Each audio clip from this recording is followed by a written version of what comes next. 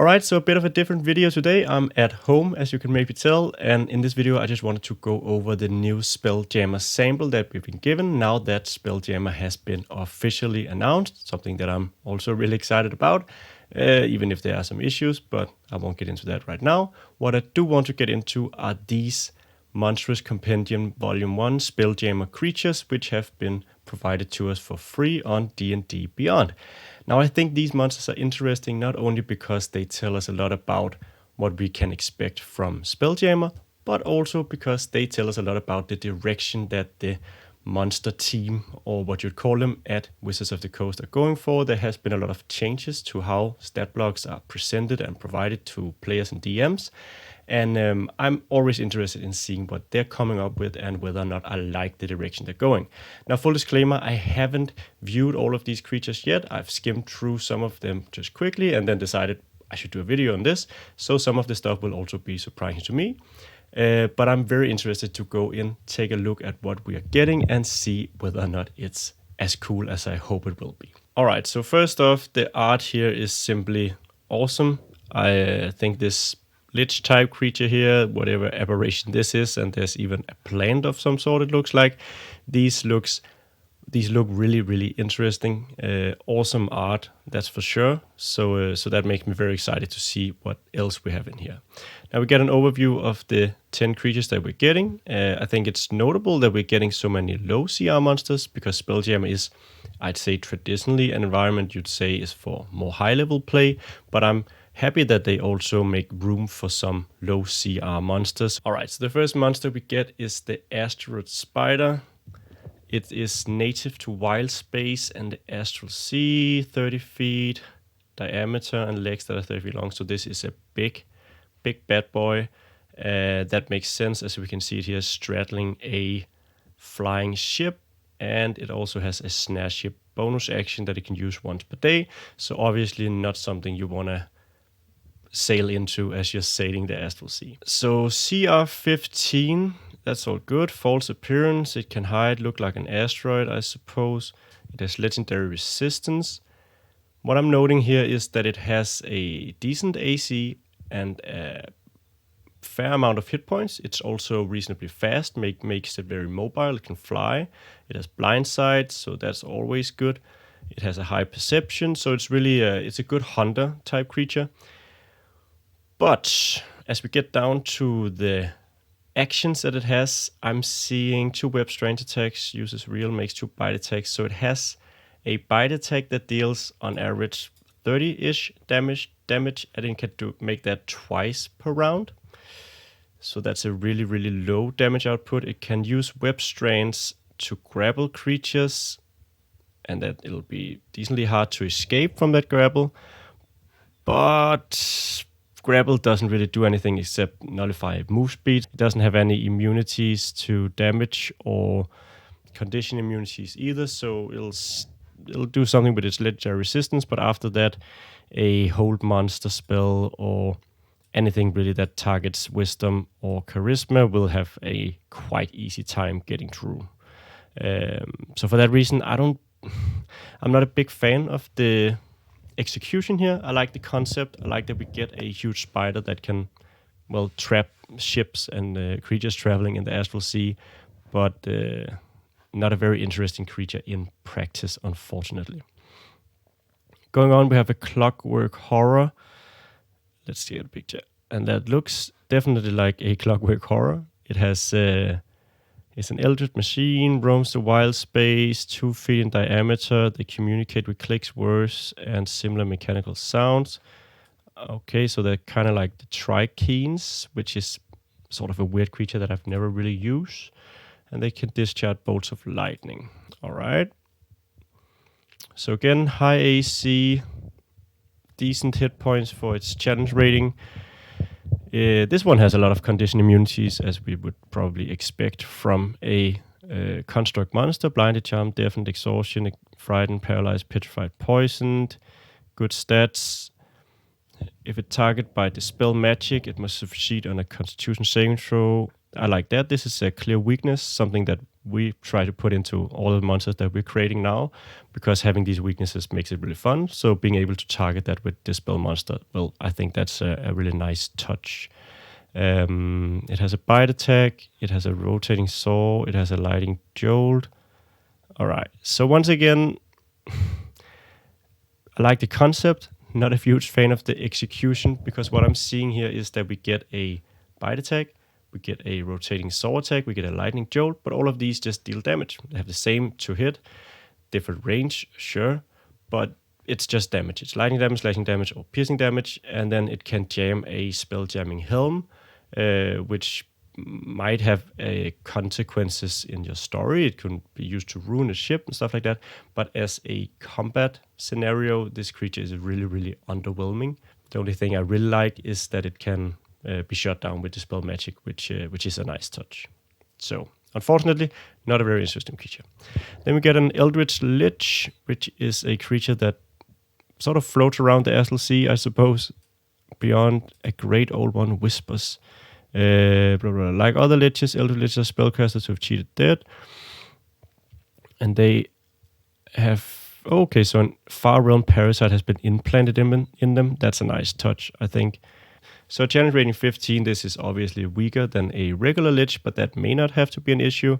What I'm noting is that it has, like ordinary Liches, quite low hit points. It does have resistances to necrotic and poison, but not actually to bludgeoning, piercing, slashing, stuff like that, which an ordinary Lich would have. It has 4 legendary resistances, so you might as well just give it the ability to succeed on saving throws. 4 legendary resistances are probably gonna last longer than 165 hit points. In combat, it gets a multi-attack, Parasitic Tentacle, and spellcasting, or spellcasting, and it can use Psychic Whisper. So the Tentacle deals piercing, necrotic, poisons, and the poison, and if it fails 3 times, it becomes a gibbering mouther. That's not really likely. A DC 17 Constitution saving throw. It's hard to fail 3 times in a row, at least at higher levels, but sure, it could happen. Psychic Whisper, DC 17 Wisdom saving throw, psychic damage, and be stunned. Okay, so already you can see how this creature, this Lich creature, deals a lot more damage than our gargantuan Asteroid Spider, even without using its spells. It can deal 50 psychic damage and 100 damage with its 1 Parasite Tentacle. So 100 damage on average, as opposed to 60, which I think is a bit more reasonable for the challenge rating. But in contrast, this does have a lot lower hit points. So once again, is this creature really a challenge rating 15 creature? Because unlike an ordinary Lich, which has a quite fearsome arsenal of spells, this Lich has Dispel Magic, Hunger for Dar, Lightning Bolt, Arcane Eye, Dimension Ball, Plane Shift. It doesn't really have any spells that we should fear, at least at higher levels. So it is basically just a Tentacle attack and 2 Psychic Whispers, which do have the added benefit of stunning the target. Okay, so overall, this so far this is the best creature that we've stumbled into, but I still think that it's somewhat underwhelming. The Parasitic Tentacle creating a gibbering mouther is really dangerous, but it's also not a very fun way to go, just being insta-killed if you fail 3 times, especially if you don't know that it's gonna happen. But then again, at higher levels, that's probably something that could be fixed with a resurrection spell or similar.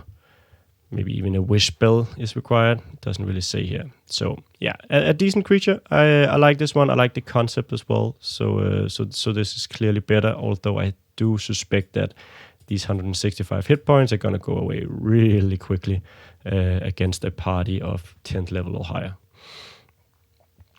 A Fractine, bizarre 2-dimensional creature that flies through wild space and the astral sea. They need light and magical energy to survive. Attacks by falling on the target, dealing damage as it passes through them. So this is a funky creature. This is like a huge mirror of some sort. Has a 14 natural armor, hit points on trend, challenge rating 9, so that seems pretty reasonable. It's immune to basically every condition in the book. We get a 2-dimensionality. It can occupy other creatures' spaces and move through creatures and objects as if they were difficult terrain. So that's basically like a ghost. It can be used as a scrying focus, which is cute, but not super relevant, I suppose, in a combat scenario. It has an action, so it basically just deals 24 force damage with a +5 to hit. That is very weak, even at the challenge rating 9. Imprison the Fractine targets one creature of a size smaller in space. Dexterity saving throw, be imprisoned in a demi-plane, and then the creature can be seen. The demi-plane moves with the Fractine. The Fractine can imprison only one creature in time. We can release that as bonus action. And it can leave using planar travel and stuff. So if you don't succeed on DC 6 and 7 roll, you're basically trapped inside the Fractine. Mirror damage. In response to being damaged by a creature can see within 120 feet, the Fractine forces that creature to make a DC constraint roll. The creature takes force damage. Okay, split one large Fractine that had at least 10 hit points, remaining takes plus splits into 2 medium Fractines. So it imprisons a creature and it had only one creature imprisoned at a time. But then, as a reaction to taking damage, it can split itself, but in doing so, it becomes a medium creature. And then it releases any creature. So what it basically wants to do with this creature is split up as quickly as possible so that it can trap true creatures and use extra dimensional touch twice, which is what really makes this a more dangerous creature than just a single Fractine. Because if you don't use the split feature, this creature is not very difficult or tough for a challenge rating 9 creature, I'd say. Although it's probably closer to an appropriate challenge rating than the Lich we saw before. Simply because it can imprison creatures as a bonus action. So even if it has a low damage output. Yeah, so I think the concept here is really, really great. I would have loved to see if it could sort of use the trap creatures features more, or maybe imprison more creatures inside it, or do something more than just deal damage and basically incapacitate someone by imprisoning them. But I do like the split feature and I do like the mirror damage feature. So this is an interesting, perhaps pretty fun creature for a 7-8 level party. I think there could be some fun in this. This could definitely give players and characters some trouble, I'd say. Next up, we have the Gadabout, a gentle winged creature that can be used as personal conveyances for short distance travel across the airless void of wild space. So that's basically just a plant type creature. It requires sunlight and water to survive, blah blah. So sort of an interplanar butterfly plant like creature that you can it looks like used to give yourself flying. So if it has at least one hit point, the Gadabout can generate an air envelope around itself when in a vacuum. They can sustain the Gadabout and one other creature in the space different. Okay, so it's a space suit. It's a plant space suit that has a branch attack and wrap, and this can wrap a willing creature, and then it can basically fly them around. So this is a living spacesuit, and that's of course also why it has a challenge rating of an 8. It's not really a creature you'd expect to fight. This is a creature you give the characters when they're traversing the wild space. I really I like this one. This is a very fun concept. It's to have a living plant that provides fresh air and gives you flying. So really, really fun concept here, no doubt about it. Then we have a Goon Balloon, a 5-foot diameter beach ball with clawed feet that can speak by pumping air through a hidden. Okay, so it basically speaks out of its rear end, and they are quite mean-spirited, typically chaotic evil, 1/8 again. When it drops to 0 hit points, it poisons creatures around it. It has 2 claw attacks, which are just claw attacks that deal 3 damage, so not very interesting. And it has a scintillating eye, which is wisdom saving throw or takes psychic damage. Okay, it can float, so it can move without provoking opportunity attacks. Once again, not very interesting. So as an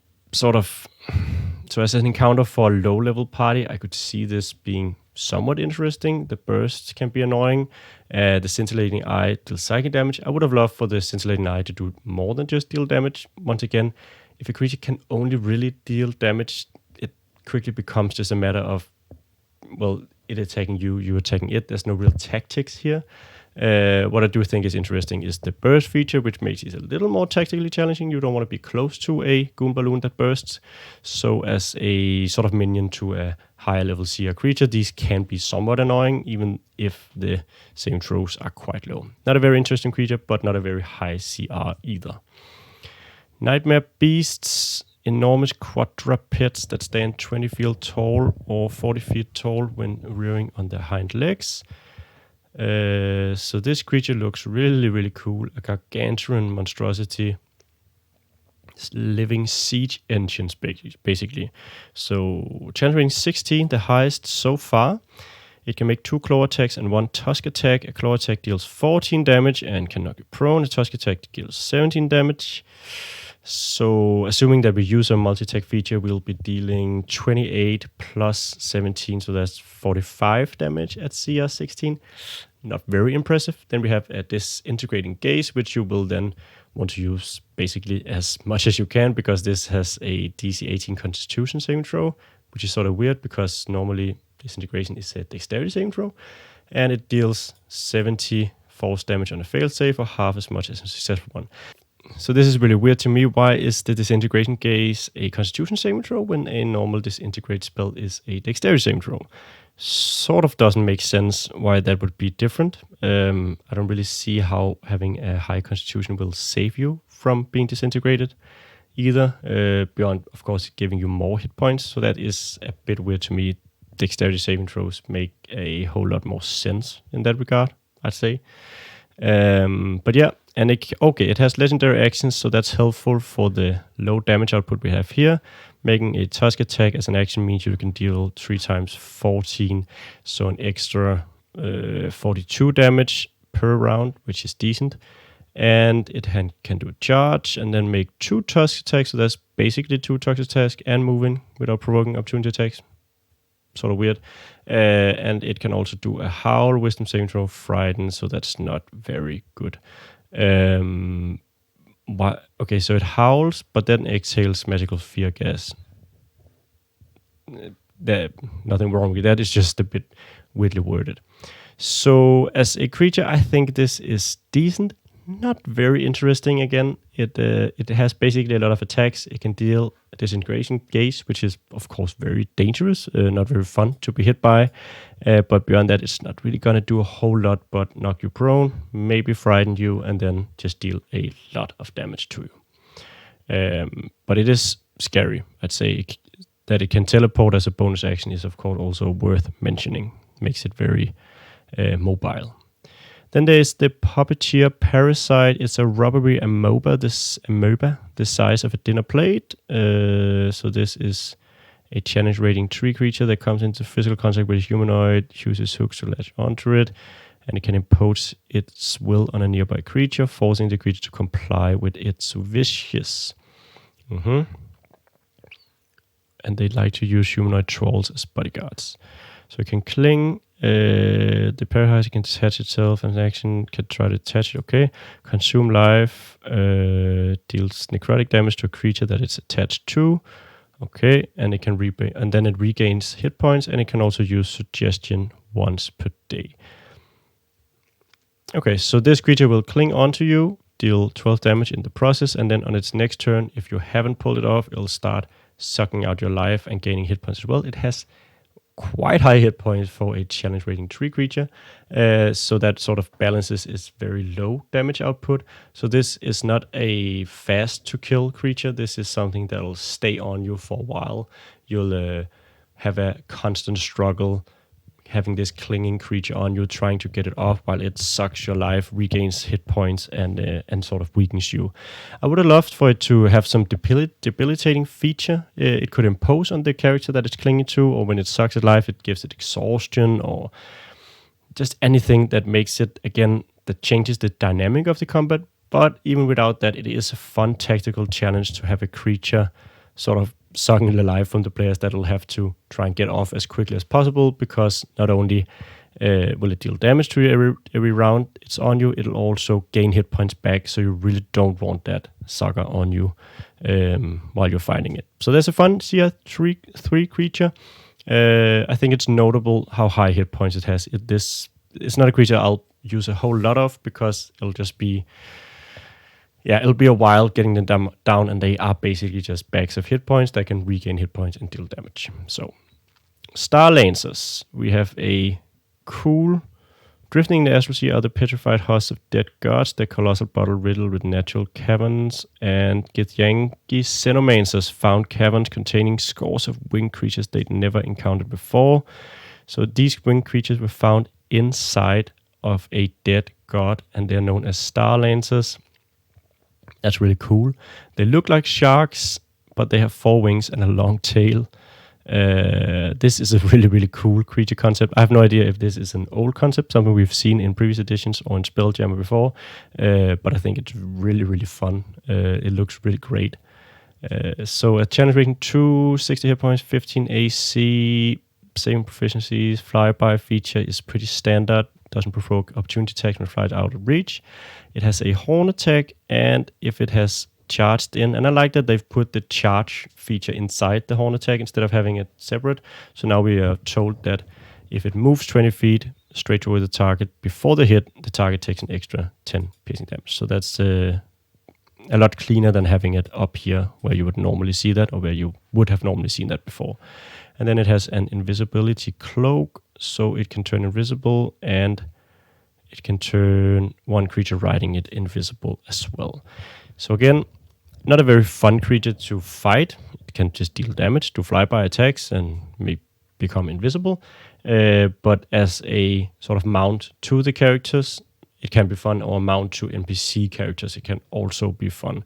So you could have Githyanki warriors riding Star Lancers attacking the party, and then it doesn't really matter that the Star Lancers themselves aren't very exciting, because these Githyankis that are riding them could be exciting.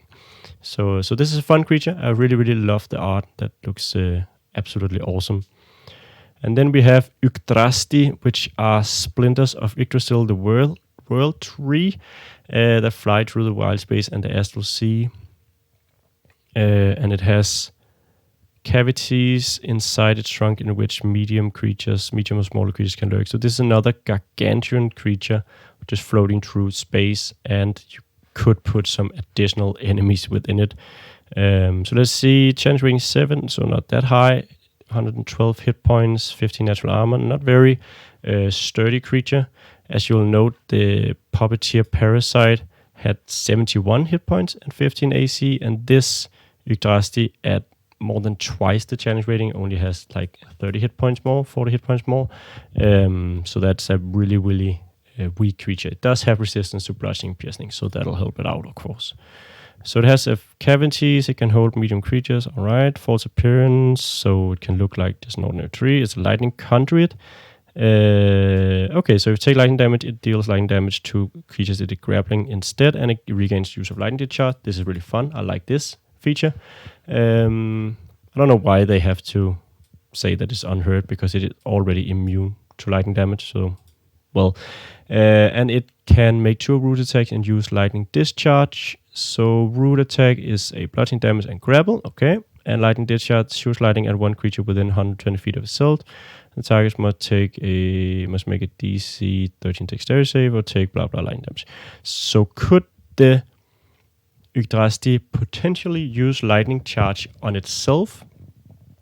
It doesn't say another creature within 120 feet of itself. It says one creature, but it is probably not within 120 feet of itself. So that's a bit weird. That I don't know how you would rule that. I'd probably rule that it couldn't use it on itself, because if it could, that would just mean dividing the damage between all the targets without a saving throw and automatically regaining the lightning discharge. It could also be sort of the point of the monster that it's supposed to be able to target itself with these lightning discharges turn after turn if it manages to get everyone grappled.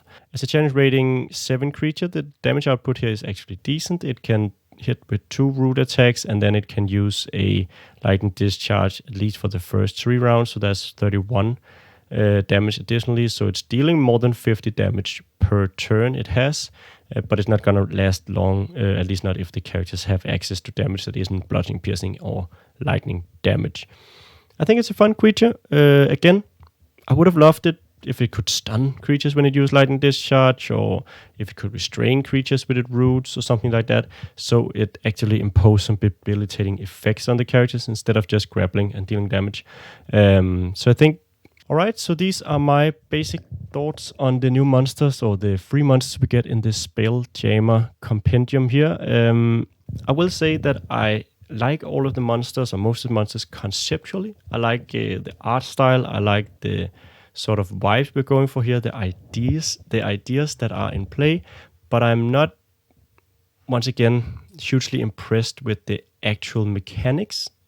I would have wanted for 5e to move in a direction where we get more exciting dynamic monsters. I think it's really, really lacking at this point, to be honest. I think that so many of these creatures have so much going for them in terms of art, concept, imagination. And then when you look at them from a tactical perspective, like what can we actually expect combat with such a creature to look like, they're not doing, or many of them are not doing that many interesting things. And that's always an issue for me in 5e. It is that we've somehow gone to a point where simply giving a creature some damaging attacks and a grappling effect, or the ability to knock someone prone, is enough. And that will say, all right, this creature can do enough. And I really don't think it is enough. I think that we want a challenge rating 16 gargantuan monstrosity nightmare beast that prowls the wild space to do more than just knock you prone or try to disintegrate you, or maybe frighten you by howling. All right, so that was this quick video. I hope that you liked it, and if you want to see more videos like these, and even our more produced videos when we get back to the office, please subscribe to the channel, and you can also support us over at patreon.com/Eventyr. But beyond that, there's not a whole lot left to say, except thank you so much for watching, and I hope that I'll see you in the next video.